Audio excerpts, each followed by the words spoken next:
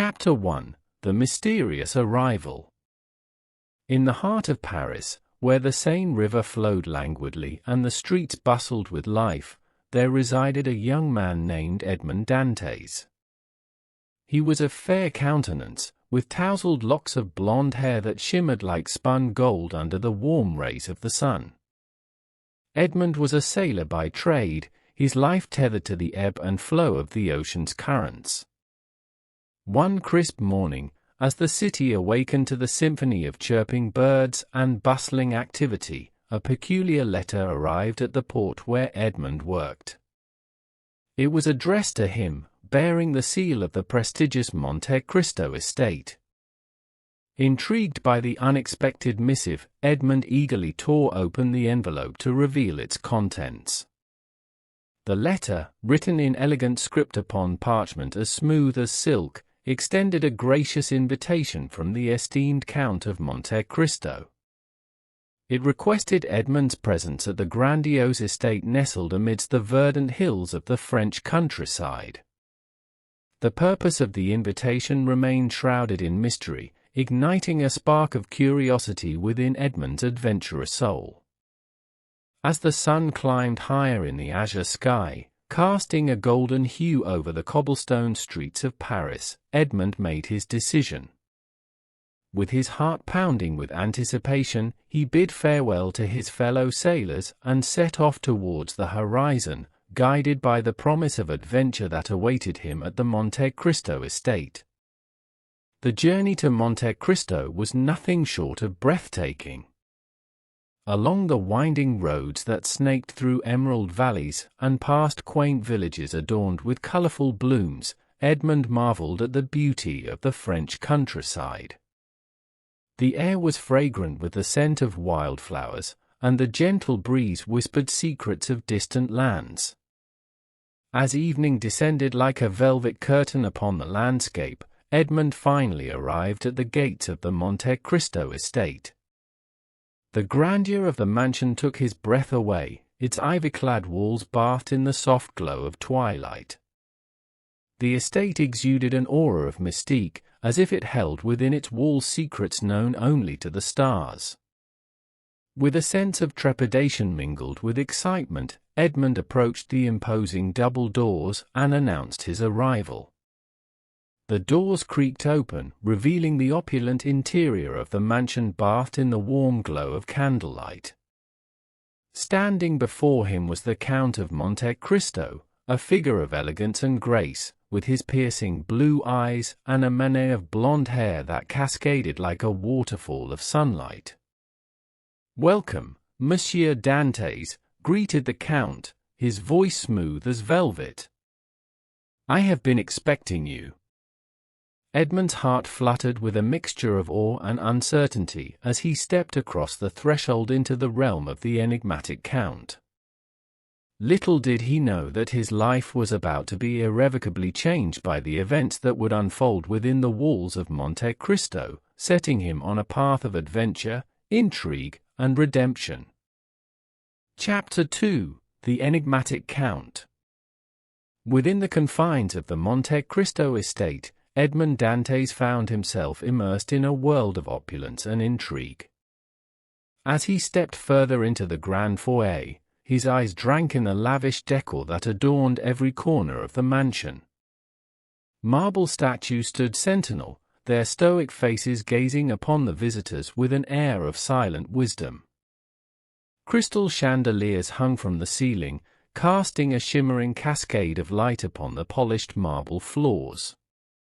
At the center of it all stood the enigmatic Count of Monte Cristo, a figure of aristocratic bearing and magnetic charm. His presence commanded attention, his piercing blue eyes seeming to pierce through the veils of time and space. His mane of blonde hair flowed like strands of spun gold, framing his chiseled features with an ethereal glow. "Welcome to my humble abode, Monsieur Dantès," spoke the Count, his voice rich with warmth and hospitality. "I trust your journey was pleasant?" Edmond nodded in response, feeling a mixture of awe and curiosity at the sight of the illustrious Count. There was an air of mystery surrounding him, an aura of intrigue that seemed to beckon Edmond closer, like a moth drawn to a flame. As the evening wore on, Edmond found himself engaged in conversation with the Count, their words flowing like the currents of a meandering river. The Count spoke of his travels to far-off lands, of exotic cultures and ancient mysteries that lay hidden beneath the sands of time.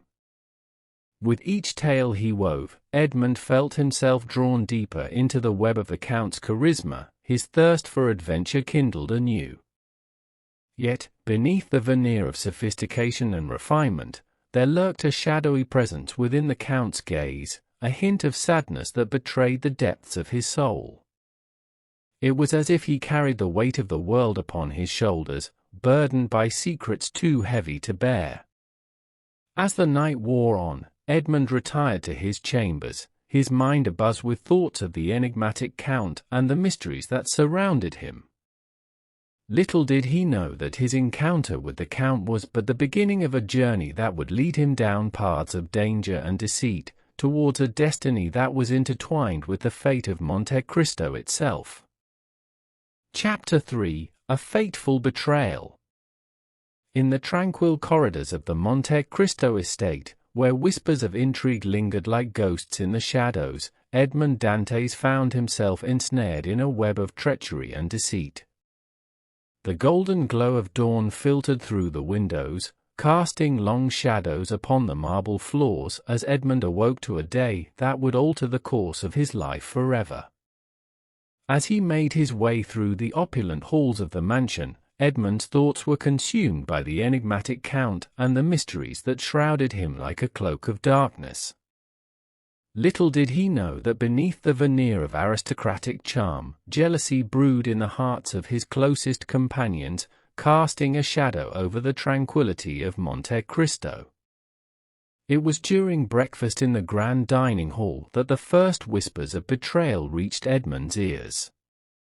Hushed conversations echoed off the gilded walls as servants exchanged furtive glances, their eyes filled with a mixture of pity and apprehension. Edmond sensed that something was amiss, a tension that hung heavy in the air like a storm cloud on the horizon. As the meal progressed, the Count's demeanor remained unchanged, his elegant facade betraying no hint of the turmoil that lurked beneath the surface. But Edmond's keen intuition told him otherwise, a sense of unease gnawing at the edges of his consciousness like a hungry beast. It was not until later that day, when Edmond received an unexpected visitor in the form of a letter, that the full extent of the betrayal became clear. The letter, penned in a hand he recognized all too well, bore tidings of doom and despair. It spoke of false accusations and nefarious schemes, of betrayal most foul perpetrated by those he had once considered friends. As the truth dawned upon him with the force of a tidal wave, Edmond felt the ground beneath his feet crumble, leaving him adrift in a sea of uncertainty and despair. Betrayed by those he trusted most, he found himself cast into the depths of despair, his dreams shattered like shards of glass upon the cold marble floor. Yet, amidst the chaos and turmoil, a flicker of defiance ignited within Edmond's soul, a determination to rise above the ashes of his shattered past and seek justice for the wrongs that had been done to him. With each passing moment, his resolve hardened like steel, forging a path towards redemption and retribution. And so, as the sun dipped below the horizon and the shadows lengthened across the halls of Monte Cristo, Edmond vowed to uncover the truth behind the fateful betrayal that had robbed him of his innocence and set him on a path of vengeance that would shake the very foundations of Parisian society. Little did he know that his journey had only just begun, and that the road ahead would be fraught with peril and deception beyond imagining. Chapter 4: The Depths of Despair. As the sun dipped below the horizon and the shadows crept like spectres through the halls of the Monte Cristo estate, Edmond Dantès found himself plunged into the depths of despair. Betrayed by those he once called friends, falsely accused of a crime he did not commit, he stood alone amidst the wreckage of his shattered dreams, his heart heavy with grief and disbelief. The weight of his unjust imprisonment bore down upon him like chains of lead, binding him to a fate he could not escape. Confined within the cold stone walls of the infamous Château d'If, Edmond felt the tendrils of despair wrap around his soul like icy fingers, suffocating him with their relentless grip. Days turned into weeks, weeks into months, as Edmond languished in the darkness of his cell, his spirit broken and his hopes dashed upon the rocks of despair. Time lost all meaning within the confines of his prison, each day blending into the next in a monotonous cycle of suffering and solitude. Yet, amidst the darkness, a glimmer of light pierced through the gloom, a beacon of hope that flickered like a distant star in the night sky. It was the memory of the Count of Monte Cristo, the enigmatic figure whose kindness had illuminated Edmond's darkest hours like a ray of sunshine breaking through the clouds. With each passing day, Edmond clung to the memories of his time at Monte Cristo, drawing strength from the kindness and compassion he had experienced within its hallowed halls. It was the thought of the Count's unwavering belief in his innocence that sustained him through the long, lonely nights, filling his heart with a flicker of hope amidst the despair that threatened to consume him. And so, as the days turned into months and the months turned into years, Edmond endured the torment of his imprisonment with a steely resolve born of desperation and defiance. He knew that one day, he would emerge from the darkness like a phoenix rising from the ashes, ready to seek justice for the wrongs that had been done to him and reclaim the life that had been stolen away. Little did he know that his time of reckoning was drawing near, and that the journey that lay ahead would test his courage and resilience in ways he could scarcely imagine. But for now, as he languished in the depths of despair, Edmond clung to the faint glimmer of hope that burned within his heart, a beacon of light amidst the darkness that surrounded him. Chapter 5: The Transformation Begins. Within the walls of the forbidding Château d'If, where the damp air hung heavy with the scent of salt and despair, Edmond Dantès underwent a metamorphosis that would shape the course of his destiny. Locked away from the world, his spirit bruised but unbroken, Edmond embarked on a journey of self-discovery and transformation that would test the limits of his endurance and resilience.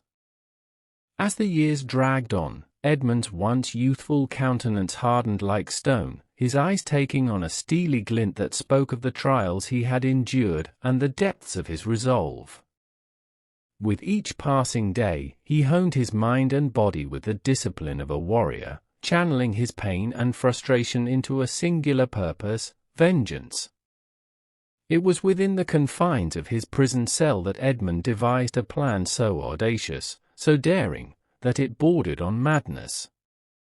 Drawing upon the knowledge and wisdom he had gleaned from the tales of adventure and intrigue shared by the Count of Monte Cristo, Edmond crafted a scheme that would see him escape the clutches of his captors and emerge from the darkness like a phoenix rising from the ashes.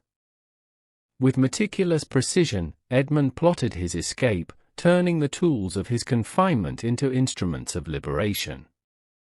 Piece by piece, he assembled a makeshift arsenal, fashioning ropes from discarded scraps of cloth and fashioning crude tools from whatever materials he could scrounge from the depths of his cell. Yet, even as he prepared to break free from his prison, Edmond knew that his transformation ran deeper than mere physical escape. It was a transformation of the soul, a shedding of the innocence he had once possessed and the embrace of a darker, more ruthless persona that would stop at nothing to achieve its goals. And so, as the fateful night of his escape drew near, Edmond steeled himself for the trials that lay ahead, knowing that his journey was only just beginning. With each passing moment, he felt the weight of his past fall away like shackles from his wrists, replaced by a newfound sense of purpose and determination that burned within him like a flame in the darkness. little did he know that his transformation would not only reshape his own destiny, but the fates of those around him as well. For the man who would emerge from the depths of despair as the Count of Monte Cristo was no longer the innocent youth who had been wronged by betrayal, but a force to be reckoned with, whose thirst for vengeance would shake the very foundations of Parisian society. And so, as he took his first tentative steps towards freedom, Edmond Dantès knew that his journey was far from over, and that the true test of his transformation had only just begun. Chapter 6: The Mask of Monte Cristo. As the moon cast its silvery glow upon the tranquil waters surrounding the Château d'If, Edmond Dantès emerged from the depths of his prison, reborn as the enigmatic figure known to the world as the Count of Monte Cristo. With his blonde locks flowing like strands of spun gold in the moonlight, he donned the mask of his newfound identity, a persona as mysterious and beguiling as the shadows that danced upon the walls of his cell. With each passing day, the Count's legend grew, his name whispered in hushed tones amongst the elite circles of Parisian society. Clad in garments of exquisite tailoring and adorned with jewels that sparkled like stars in the night sky, he moved through the salons and ballrooms of the city with the grace and poise of a nobleman born to privilege. Yet, beneath the veneer of aristocratic charm, lurked a darkness that set him apart from his peers. It was a darkness born of betrayal and injustice, a fire that burned within his soul with an intensity that could not be extinguished. Behind the mask of the Count of Monte Cristo lay the remnants of Edmond Dantès, the sailor wronged by those he once called friends, transformed into a force to be reckoned with, whose thirst for vengeance knew no bounds. With each carefully orchestrated move, the Count manipulated the intricacies of Parisian society like a master puppeteer, pulling the strings of power and influence with a precision that bordered on the supernatural. Through cunning and guile, he exacted his revenge upon those who had wronged him, orchestrating their downfall with a ruthlessness that sent shockwaves through the highest echelons of society.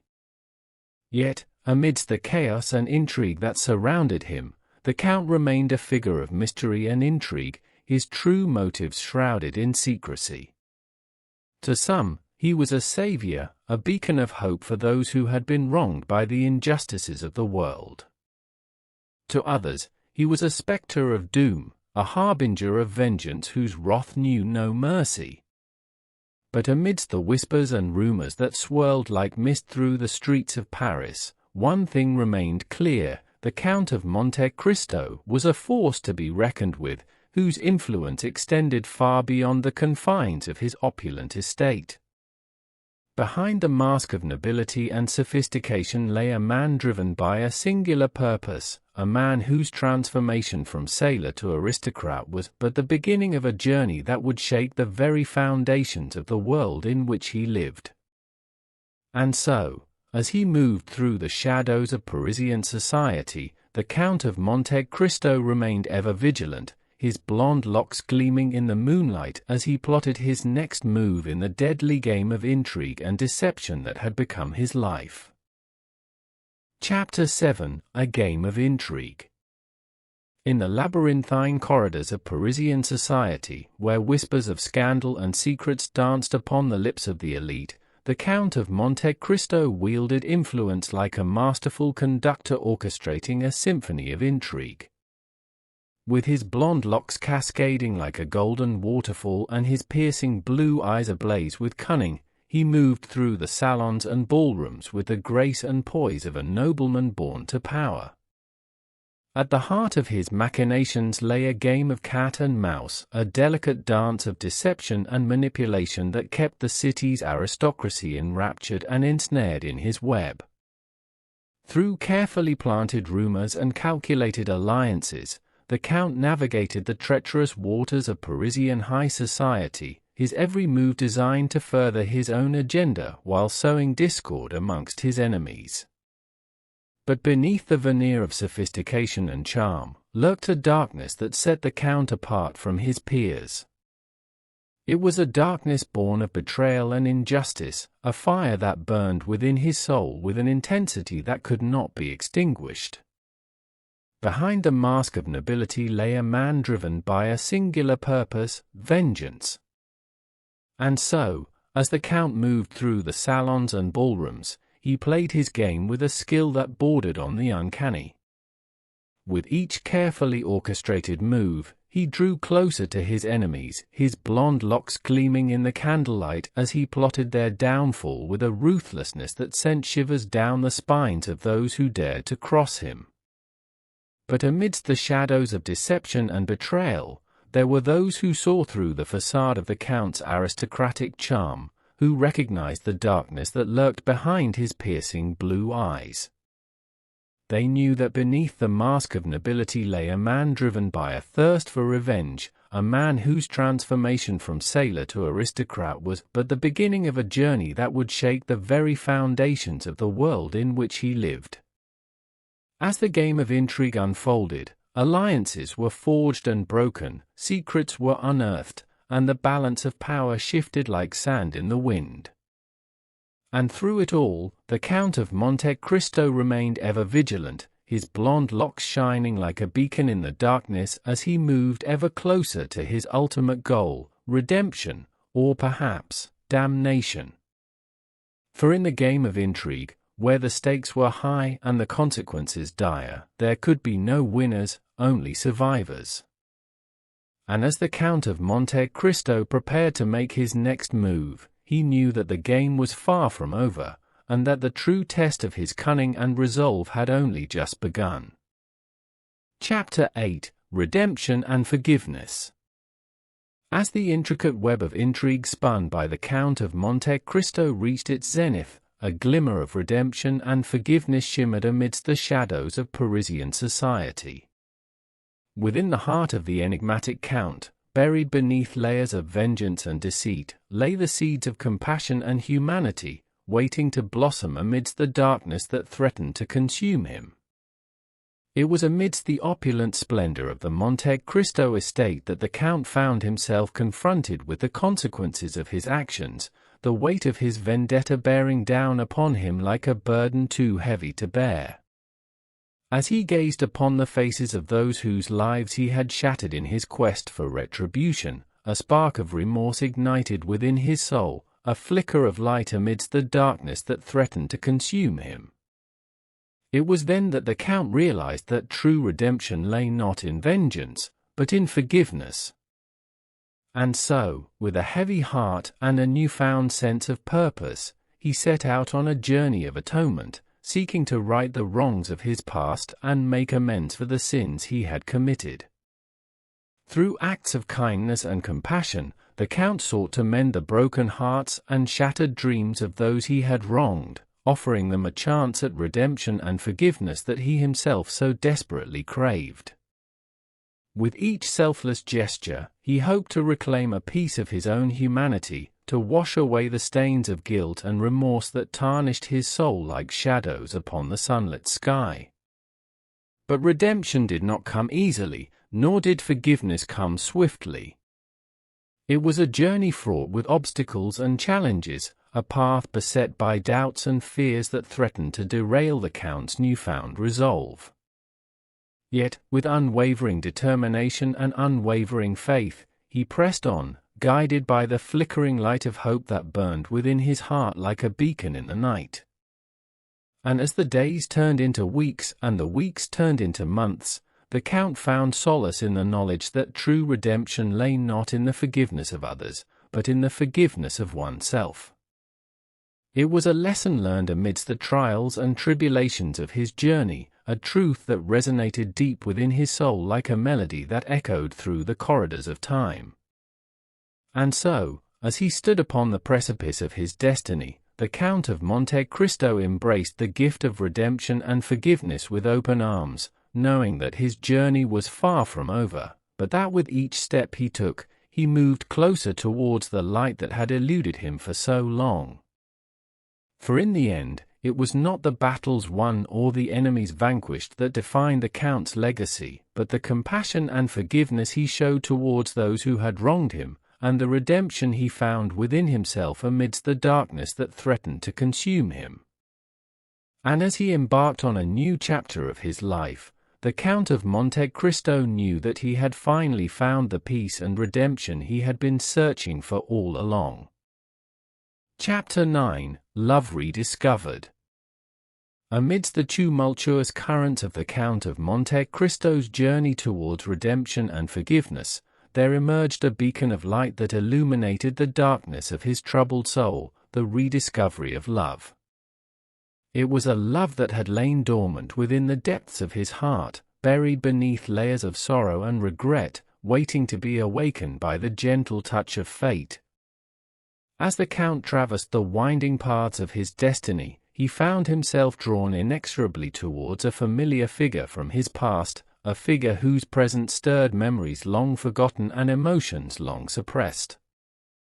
It was Mercedes, the beautiful maiden whose love had once been the guiding light of his life, before betrayal tore them apart and sent them hurtling down separate paths.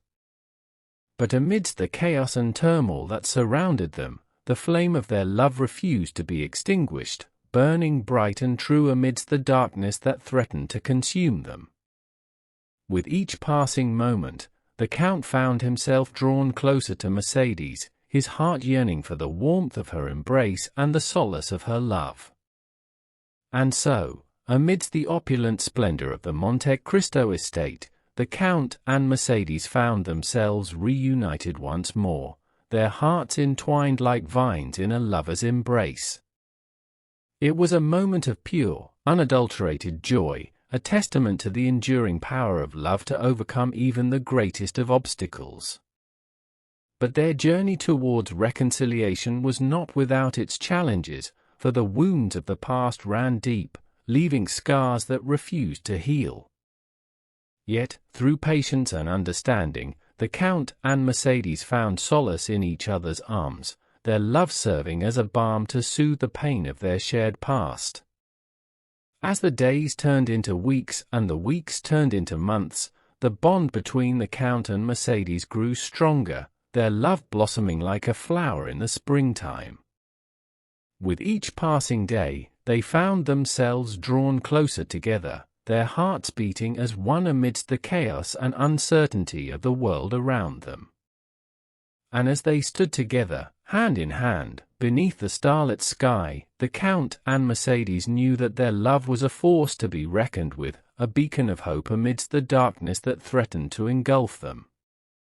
For in each other's arms, they had found the strength to face whatever challenges lay ahead, knowing that as long as they had each other, they could overcome any obstacle that stood in their way.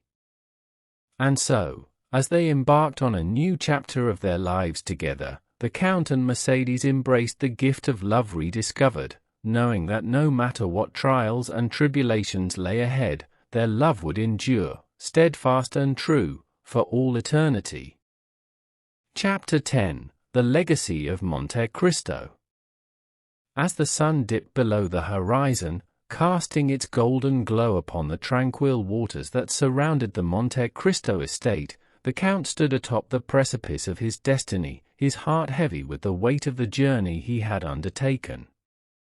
Behind him lay the trials and tribulations of a life lived in pursuit of vengeance and redemption, while ahead lay the promise of a new beginning, forged from the ashes of the past. With each passing moment, the Count felt the weight of his legacy pressing upon him, a burden born of the choices he had made and the deeds he had committed. But amidst the shadows of his troubled past, there shone a glimmer of hope, a beacon of light that guided him towards a future filled with promise and possibility. For the legacy of Monte Cristo was not one of darkness and despair, but of resilience and redemption. It was a legacy forged in the fires of adversity, tempered by the trials of life, and imbued with the strength and courage to rise above the challenges that lay in its path. As the Count surveyed the sprawling estate that bore his name, he knew that his legacy would endure long after he had passed from this world. It was a legacy built upon the foundations of compassion and forgiveness, of love and redemption, and of the unwavering belief in the power of the human spirit to overcome even the greatest of obstacles. But the true measure of the Count's legacy lay not in the grandeur of his estate or the wealth he had amassed, but in the lives he had touched and the hearts he had healed along the way.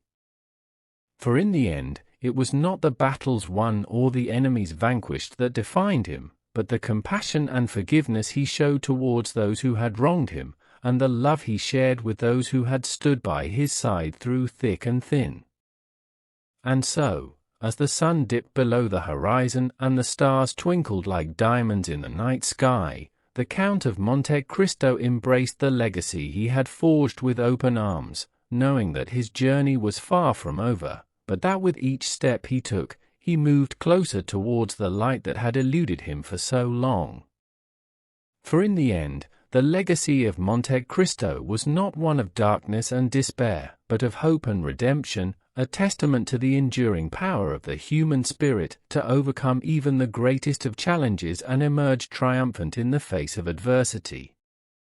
And as the Count looked towards the horizon, his heart filled with hope for the future, knowing that his legacy would live on in the hearts and minds of those who had been touched by his extraordinary journey.